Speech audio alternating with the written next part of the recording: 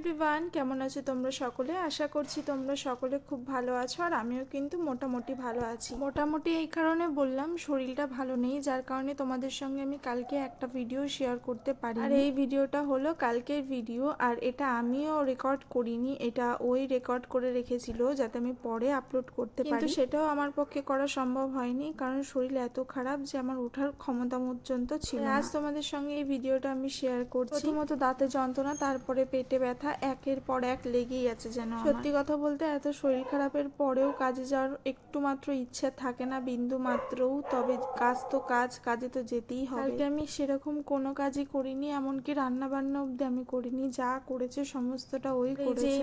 এই মানুষটার কথা আমি যত বলবো ততটাই কম।